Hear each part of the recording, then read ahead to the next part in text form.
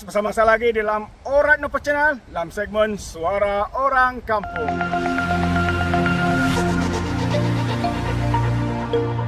Oke, so sebelum kita teruskan, jangan lupa tekan butang subscribe, like, dan share. Mari kita ikuti berita panas hari ini. Semua disebabkan dengan kebangkitan rakyat yang mereka nampak hari ini ya. Jadi disebabkan ya, beberapa hari yang lalu BN kekal katanya untuk keputusan bergerak solo yang ada dalam komponen BN lah dalam PRU yang akan datang. Ini adalah kenyataan daripada Ahmad Hassan. Kononnya dia tidak mahu ya menerima parti-parti lain yang memohon untuk menganggotai atau menjadi komponen di dalam Parti Barisan Nasional. Ini kenyataan dia 2-3 hari yang lalu ya, Ahmad Hassan. Mereka begitu ego, mereka begitu yakin kononnya mereka boleh menang, seperti mana kenyataan daripada Ahmad Mazlan. Mereka kononnya walaupun pemimpin-pemimpin utama mereka seperti Bos Sakau, Ahmad Mazlan sendiri, Bung Mokhtar, siapa lagi, Zaid Hamidi, terpalit di dalam berbagai skandal, tapi katanya mereka akan menang karena mereka cakap, mereka yakin boleh memperbodohkan rakyat apabila mereka memberikan fakta yang memusingkan fakta dan sebagainya. Tapi hari ini sekali lagi Hassan ya katanya mereka mau bergerak solo.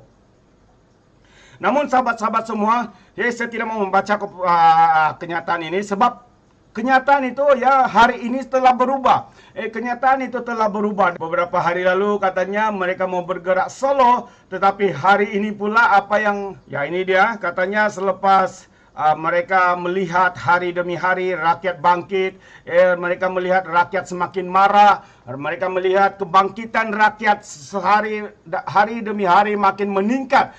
Apa yang dinyatakan oleh Ahmad Hassan ini dan apa yang dikatakan oleh UMNO, pemimpin UMNO ini, mereka semakin takut. Mereka semakin takut dengan kebangkitan yang rakyat lakukan hari ini. Dalam berita hari ini kalau kita lihat katanya PRU 15 selepas skandal LCS terbongkar, BN tak yakin tubuh kerajaan sendiri. Ya, sebelum ini Ahmad Hassan ya begitu yakin kononnya mau bergerak solo, tapi ya sekali lagi ini satu lagi kenyataan ya, satu kenyataan yang menunjukkan betapa mereka takut ya, mereka takut dengan terbongkarnya skandal LCS ini ya. Sekarang ini mereka tidak yakin lagi untuk bergerak sendirian. Jadi mari kita baca dalam masa yang singkat ini.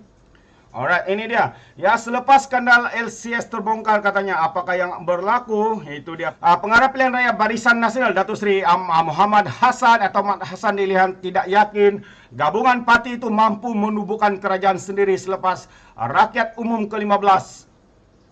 Pilihan Raya Umum yang ke-15 akan datang walaupun kekal menyatakan mereka akan bertanding secara solo. Ya, katanya sebelum ini secara solo, tapi tiba-tiba pula kononnya tidak yakin sudah.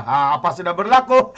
Itu dia. Mungkin sudah ketakutan ya apabila melihat dan mendengar ya bagaimana perkabaran rakyat semakin bangkit mempersoalkan hak rakyat yang telah dinodai, telah diseleweng, ketirisan penyelewengan rasuah di dalam skandal LCS ini. Itu dia. Dan katanya ini berdasarkan kenyataan terbaru beliau semalam bahwa BN bersedia berunding dengan parti lain bagi menubuhkan kerajaan jika gabungan itu gagal menubuhkan kerajaan secara bersendirian. Ya, baru saja beberapa hari lalu kata BN bergerak solo, hari ini dia telah jilat ludahnya sendiri. Memetik bernama pada pelancaran jentera PRU 15 BN di negeri Terengganu, di pantai penunjuk ya di Kijal Terengganu semalam, timbalan Presiden UMNO itu berkata selepas pilihan raya, kami tengoklah katanya kalau menang dan dapat tubuh sendiri kerajaan, alhamdulillah katanya. Jika tidak, keputusan parti akan tentukan dengan siapa kami perlu berunding untuk membentuk kerajaan yang mantap katanya. Itu dia. Kalau sebelum ini yakin sangat menang, tiba-tiba saja apabila melihat kebangkitan rakyat, mereka pula memberikan kenyataan sebaliknya. Katanya kenyataan beliau menyusul tak kalah BN dan UMNO sekarang ini berdepan skandal kapal tempur pesisir pantai LCS Tentera Laut di Raja Malaysia TLDM yang diberikan kepada sebuah syarikat pada tahun 2011 ketika gabungan itu memerintah. Gabungan apa? UMNO Barisan Nasional. Sebelum ini BN dan UMNO telah dikaitkan dengan skandal keuangan terbesar dalam sejarah dunia, melibatkan 1MDB katanya. Hingga Perdana Menteri juga pengurusi BN ketika itu Datuk Seri Najib Razak diheret ke mahkamah dan dijatuhkan hukuman penjara dan denda setelah didapati bersalah. Itu pengakuan sendiri daripada naib presiden ya, naib presiden ke atau timbalan, saya lupa sudah, tak tinggal ya penjilat lah, penjilat. Katanya skandal 1MDB yang memalukan negara ya, tahu pun dia skandal ini memalukan negara ya. Pada mata dunia ini dikaitkan dengan Najib serta kroni-kroninya yang telah menumbangkan BN pada PRU yang ke-14.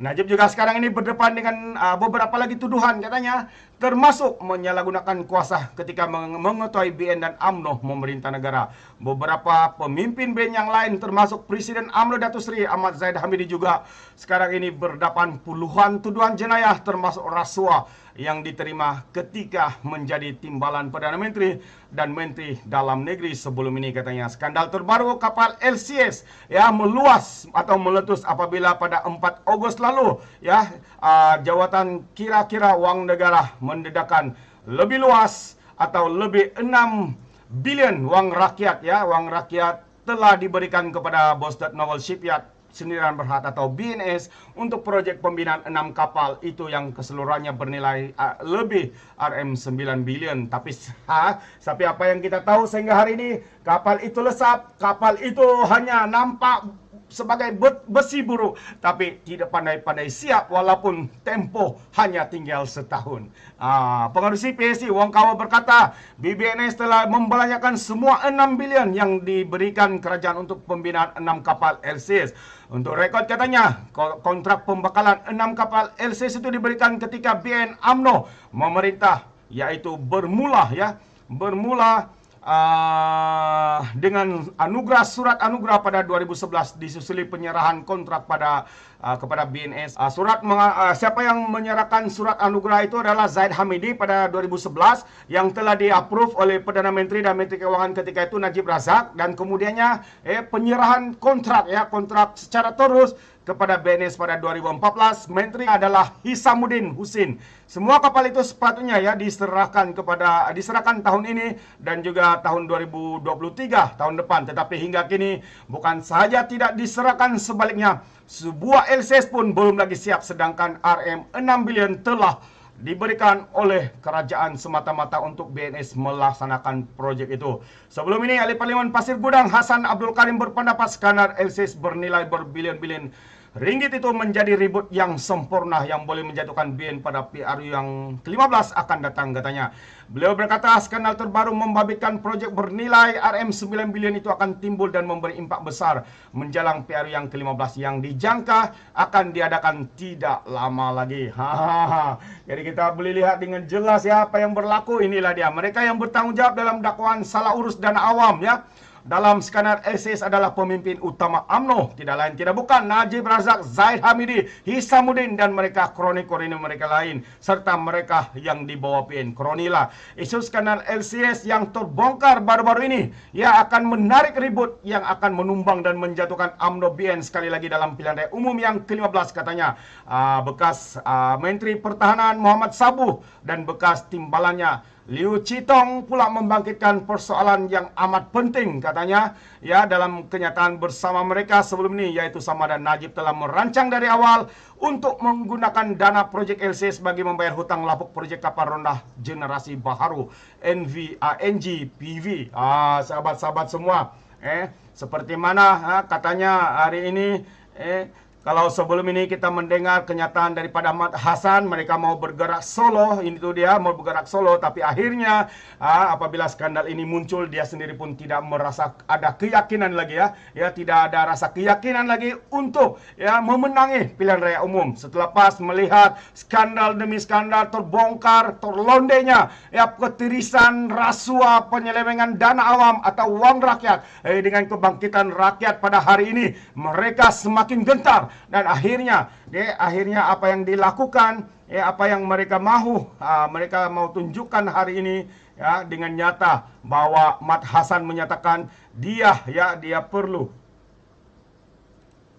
Ahmad Hasan mengatakan bahwa dia perlu ya untuk memilih beberapa parti untuk menyertai mereka bagi mereka memperoleh kemenangan pada PR yang ke-15. Ini kenyataan terkini, katanya parti lain selain PBM ya mau sertai BN akan diputus esok hari Isnin. Jadi esok ya, sekali lagi mereka akan membuat satu meeting mesyuarat untuk menentukan sama ada mereka akan menerima parti-parti yang mau menyertai sebagai komponen di dalam Barisan Nasional. Jelas hari ini saudara, jelas ya. Jelas apa yang kita lihat hari ini, mereka sangat takut, mereka sangat gentar dengan kehadiran saudara Rafizi Ramli yang menjadikan satu lagi fenomena kebangkitan suara rakyat, kebangkitan anak muda, sehingga mereka begitu terdesak ya, ada kemungkinan juga PAS akan menyertai UMNO Barisan Nasional. Karena kita tahu UMNO begitu terdesak untuk mencari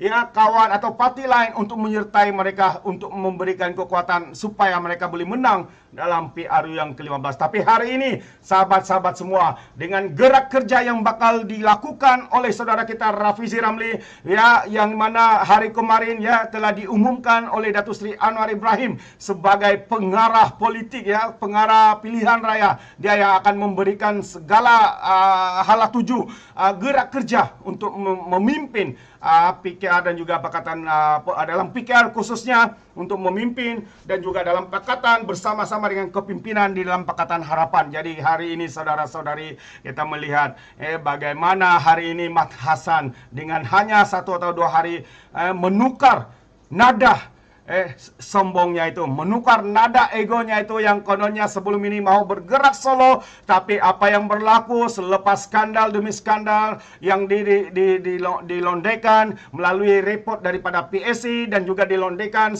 setiap hari, juga kenyataan daripada Rafizi Ramli. Hari ini kita melihat UMNO semakin takut, UMNO semakin gentar. Akhirnya hari ini mereka terpaksa mencari parti lain untuk menguatkan keadaan atau kedudukan mereka, untuk menguatkan ya kononnya mereka akan menang dalam PRU yang ke-15 ini. Oke guys, sebelum saya mengundurkan diri, seperti biasa, apapun tangkap 2 tahun keinginan. Dalam bahasa Melayu, tepuk dada, tanya selera. Sekian, bye-bye.